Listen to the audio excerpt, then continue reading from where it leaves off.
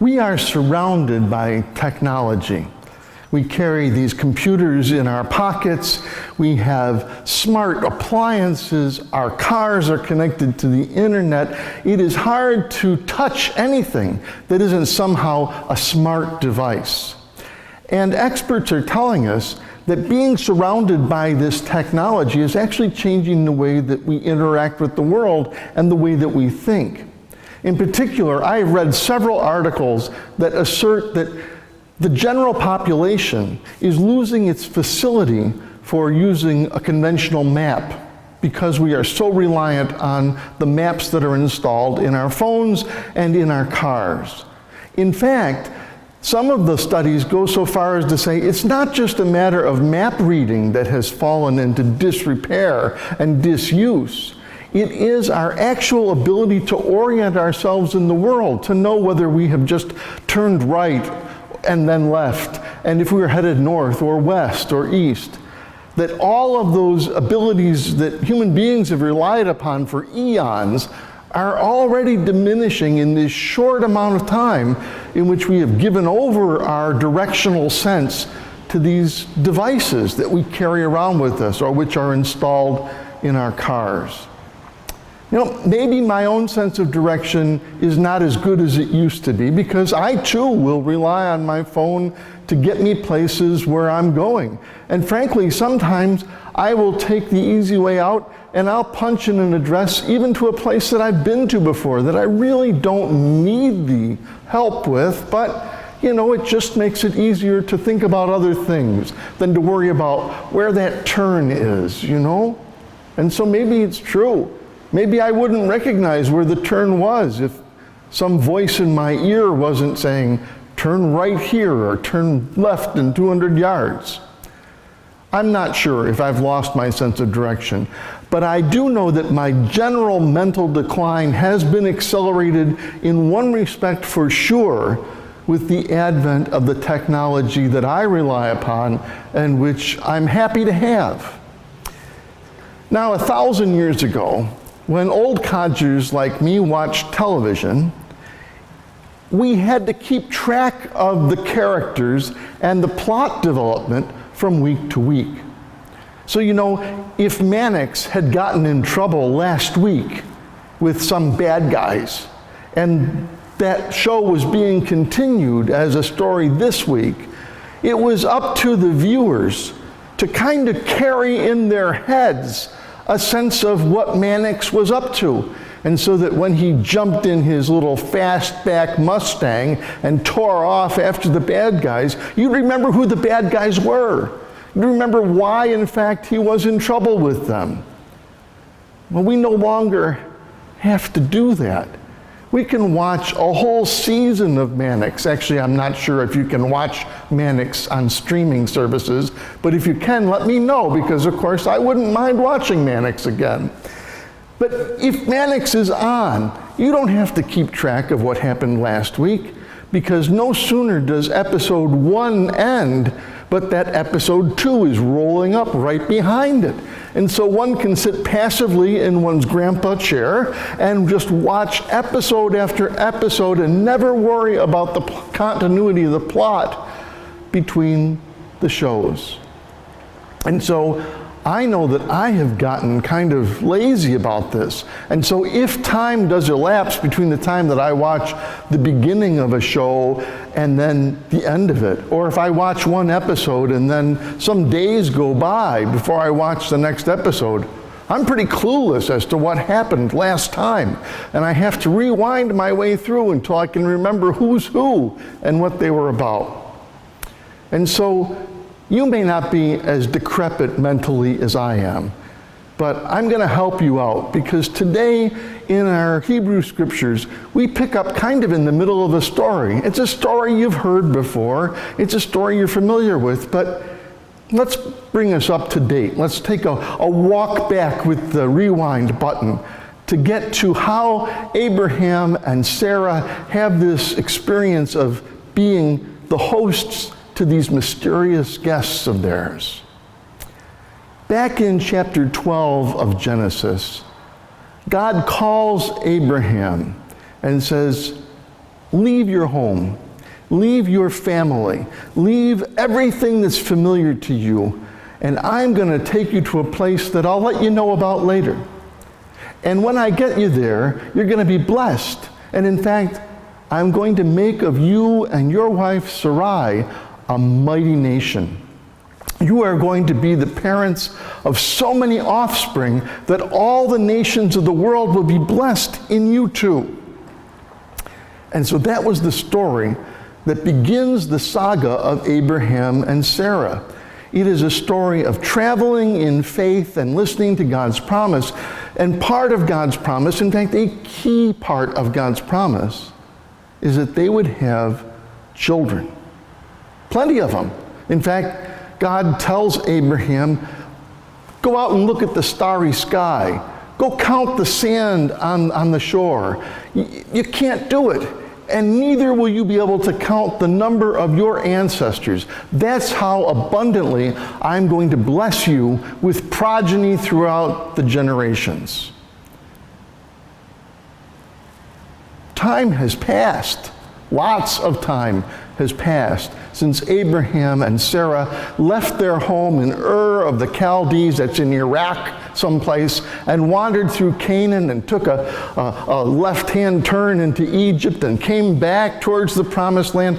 A lot has happened, lots of adventures and lots of misadventures before they come to today's story where we are. And on a couple other occasions, God has promised to Abraham again, I am going to give you a son. And at one point, in fact, Abraham just laughs at the idea of this, because after God has made this promise to Abraham, frankly, repeatedly, Abraham now is 100 years old and Sarah is 90. And so Abe just laughs it off. He said, well, you know, it's been a great ride after all, and I'm happy to have taken it with you. But I'm not counting on the kid anymore. But God says, he's coming. That's the preface to our story today. So in fact, God has promised to Abraham and Sarah that they'd have a child. And they ceased believing that God would provide the child. And so Sarah gives her handmaiden, Hagar, to Abraham to be a concubine. So there's sexual abuse, and there is abuse of power of an employee, and it's just an ugliness. And Hagar gets sent out into the wilderness with Ishmael and rejected by Abraham and Sarah. There is just bad stuff that happens. All because they hear the promise, but they're disappointed because the promise has not come. And so all that has happened before we turn on today's episode.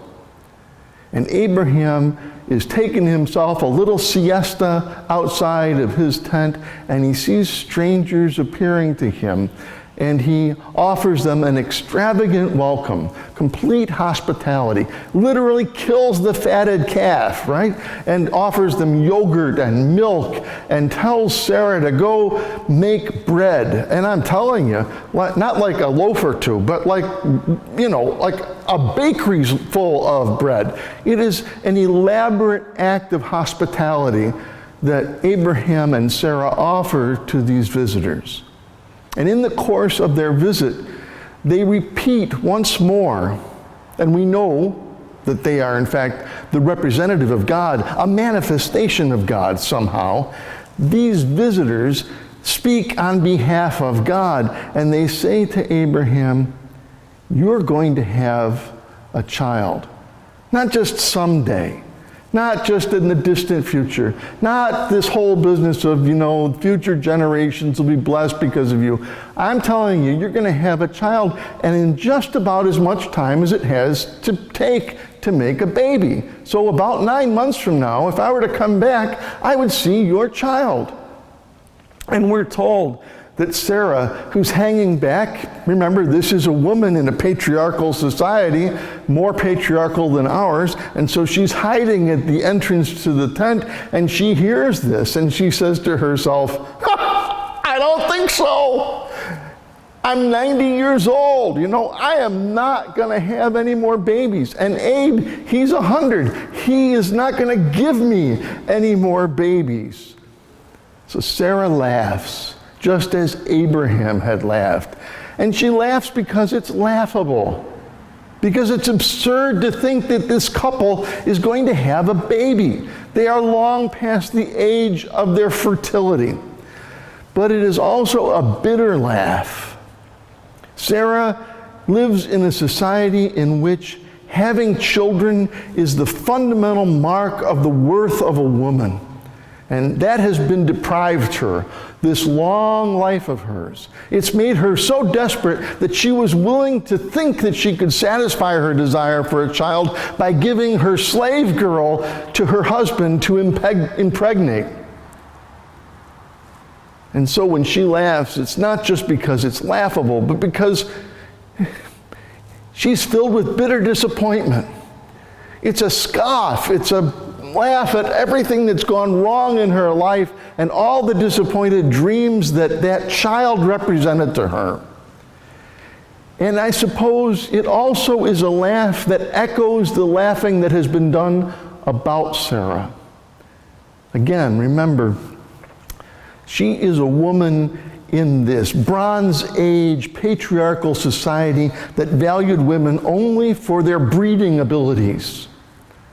And all the other women in the community, they laughed behind her back that she was called this great princess, and her husband was called the father of many nations, and she didn't have a single child to her name, and she was laughed at.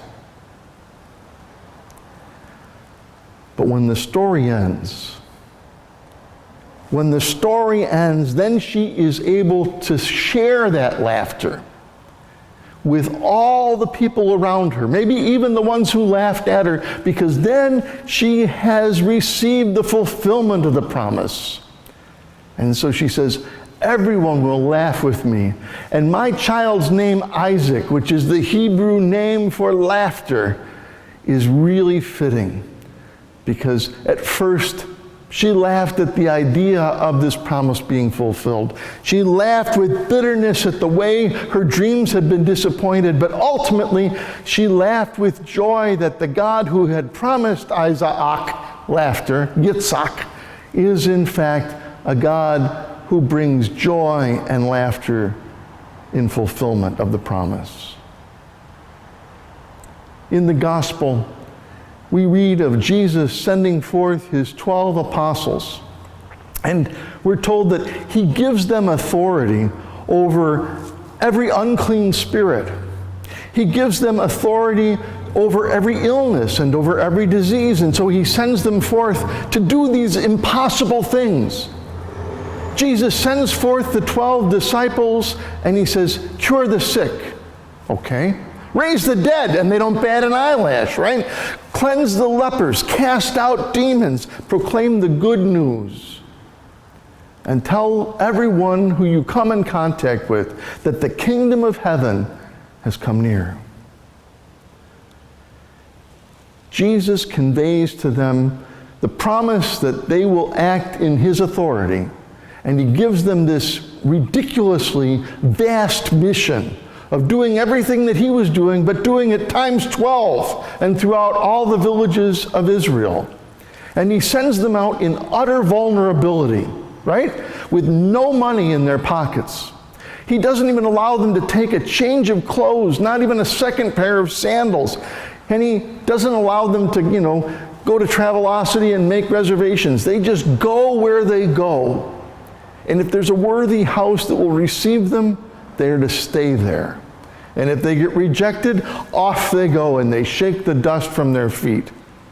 And Jesus doesn't promise his disciples some kind of smooth glide path that they're going to be welcomed and loved everywhere they go. Instead, he tells them, after he gives them this mission, oh, and by the way, people are going to flog you. They're going to turn you over to the authorities who are going to question you and who are going to imprison you and who might even kill you. You'll end up alienated from your families.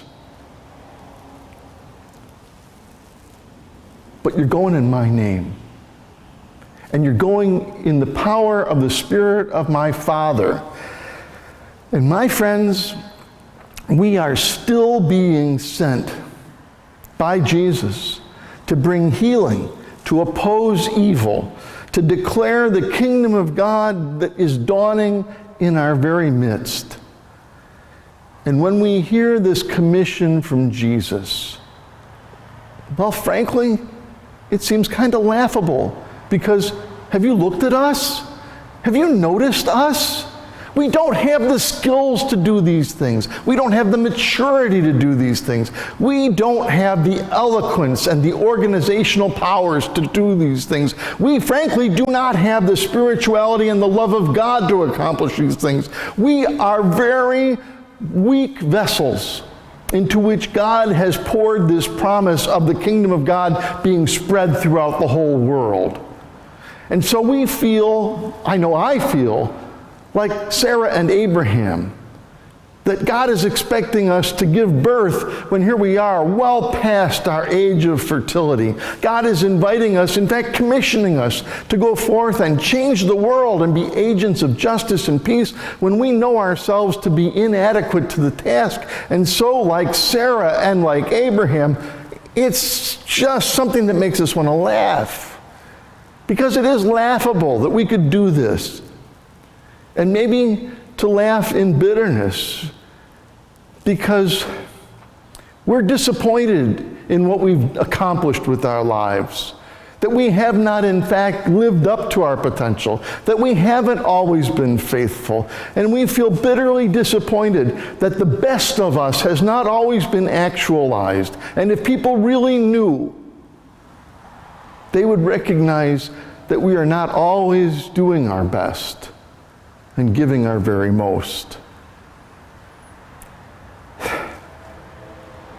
And there is laughter that comes toward us at a world that is invested in power, in a world that still feels like people who believe in a God in heaven are kind of silly, naive people. And so they look at our feeble efforts to bring about justice and peace, and they say, well, that's nice. Talk some more. Carry a sign. Take a knee. It doesn't matter, because power is still going to exercise its own will in the world. And if you folks want to make some noise about it and make yourselves feel better, that's just fine. But behind your back, we're kind of sniggering. But we're going anyway. Jesus has sent us, and so we're going anyway. We are going to share the good news of Christ. We are going to go forth in hope. We are going to go in the promise that someday the laughter that is just the absurdity of trying to do this, the laughter that is the bitterness of our previous failures, the laughter that is those who are looking at us and telling us how irrelevant we are, is going to be transformed into the joyous laughter of those who see the fulfillment of the kingdom of God. Because, my brothers and sisters, God has chosen you and me just as plainly as God chose Abraham and Sarah. And so, with Abraham and Sarah, we laugh.